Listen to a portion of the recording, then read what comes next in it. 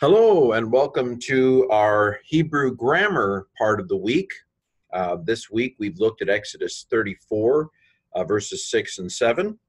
And today, on Monday, we basically looked at the letters. And then we did a podcast on the goodness of God on Wednesday. And now we are on the final part of our week's journey with these verses. And we're going to look at the grammar a little bit. Next week, I think we're going to shift from the theology of God in the Old Testament to the theology of creation in the Old Testament. Spend 2 or 3 weeks on that, which will be fun. We'll look at Genesis 1, 1 and 2 at least, maybe 1 through 3 next week, Lord willing. Well, let's go ahead and begin. So here is the beginning of verse 6, Vaya Avor.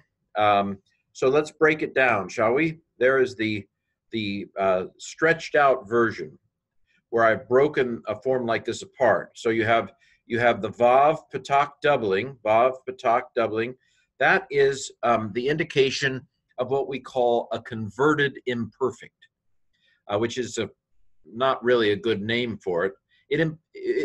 This converted imperfect in Hebrew is a true past tense. It actually comes from a different history than the imperfect tense.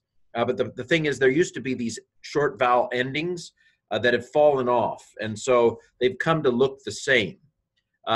So this Vav Patak doubling suggests, the Vav of course means and, but it suggests that we're looking at a true past tense here. We're not looking at a future tense for sure. We're looking at a past tense.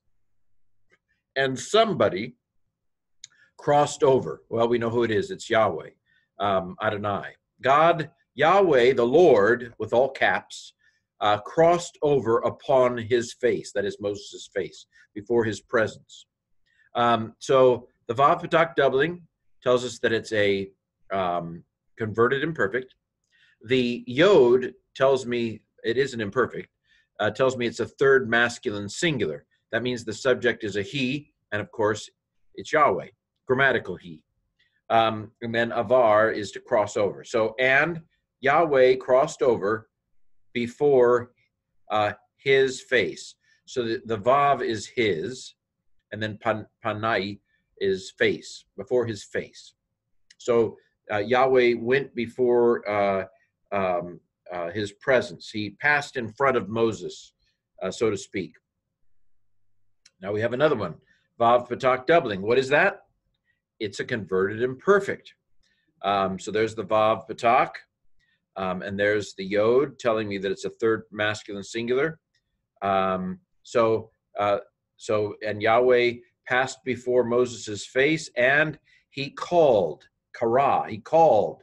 This is what the Lord said when he passed before Moses' face. Yahweh, Yahweh, God, Yahweh, Yahweh, God. Is what Yahweh says. And he says more than just that. I'm recording, but I missed my share. Okay, I can't walk and chew gum at the same time. And we're back. Okay, so Yahweh, he says Yahweh, Yahweh, God. Okay, Rakum, Yahweh, Yahweh God is, we can insert the word is there, he is gracious, he is Rakum. He is compassionate. Actually, Kanun is more gracious. He is compassionate and gracious. He is Erek Afayim. He is slow of anger. The word for anger is a dual here. Maybe that's because he has two nostrils and both sides get red. So Yahweh, Yahweh, God is compassionate and gracious. He is slow of anger, and he is Rav Kesed. He is full of loving kindness. He's full of Kesed. He's full of covenant faithfulness. He's full of loving kindness and emet and truth. And of course, here's the breakdown here. God, compassionate and gracious, slow of anger. If you look at the Hebrew text, the accent here kind of points to the word after it. Accents do that in Hebrew to kind of say, this goes with the word that follows, kind of like you're in the Starbucks drive-through and you buy the coffee or whatever of the guy or girl behind you. The accents point to each other like that. Maybe not like that, but anyway, that's what I thought, because I'm a weird person. And full of chesed and truth. Now we get to verse 7. So here's the first line. There are 3 lines in verse 7. There's the first one. Let's break it on down. So this is a participle. A holum after the first consonant is a sign of a participle. So this is something like showing chesed to thousands. Showing chesed, lamed means 2, and then im is a masculine plural ending, 2000s. Of course, you can't. I guess you could have 1,000 that's a singular. So dispensing chesed to thousands. Nase, nasa again, to lift off, nasa. Again, holum after the nun, like here, indicates this is a participle. Lifting up avon, lifting up wickedness. This is talking about forgiving wickedness under certain circumstances, of course.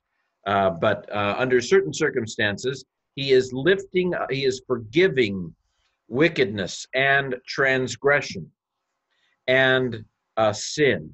3 words that are, kind of in the same ballpark. Avon, wickedness. Pesha is transgression. And then kata'ah is sin. Okay? Those 3 words there. God forgives those things because he's gracious and he's compassionate and he's slow to anger. But also, here we have, though, if you're not repentant, if you've not brought fruits of sacrifice, then we get something different here. But leaving, he will not leave. This is a common construction. Dying, you will die. Leaving, you will leave. This is talking about he's not going to abandon the guilt of those who have not brought forward the proper fruits of atonement and reconciliation. So you notice the same root is involved here. Nun, kof, he. Nun, kof, he. This is an infinitive absolute. Means something like to leave, he will not leave. To clear, he will not clear. He will not make empty. He will not void the guilt, in so many words. This is the piel. The second consonant is doubled. That's the D stem, the doubled stem, the piel. So causing to be empty, he will not cause to be empty. Something like that. This is the infinitive absolute, and then this is a good old imperfect tense, which we translated with a will. Causing to be, so making it empty, that's the PL means to put into a certain state. We call it a factative stem. It means to put whatever the root meaning of the word is to put into that state. So putting into an empty state, he will not put into an empty state. He will not leave guiltless. He will not clear the guilt of the one who's unrepentant, in so many words. Visiting, there's another holum after the first consonant.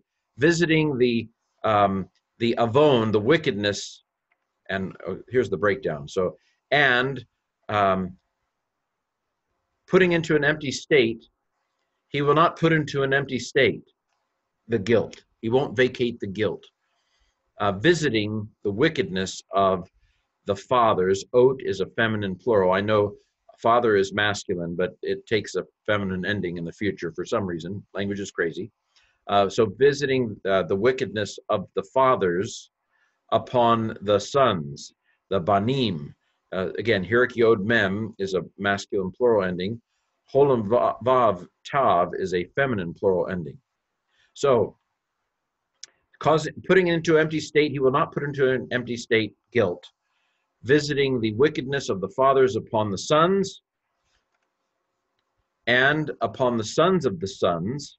So here's the breakdown. And upon the sons of This is the construct, masculine plural construct, seriod, and then masculine plural absolute for so sons of sons.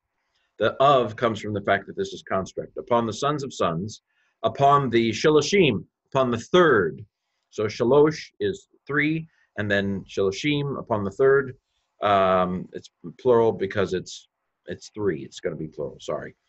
And upon the fourth, the rivaim, and of course that's going to be plural as well because it's the fourth. And of course implied here is generation here. So putting it all together, we can go back and look at it, and it says, and the Lord passed over upon his face, Moses' face, before his face, and he called out, Yahweh, Yahweh, God, is compassionate and gracious, slow of anger, and full of chesed and truth. Giving chesed to thousands, taking away their wickedness and their transgression and their sin on the one hand, but on the other, putting into an empty state, he does not put into an empty state the guilt of others, visiting their wickedness of the fathers, the wickedness of the fathers upon the sons and upon the sons of the sons, and to the third and unto the fourth generation. There you have it. Well, that was a little rough, but we got through it. We did. So next week, let's go on to Genesis 1, 1 through 3.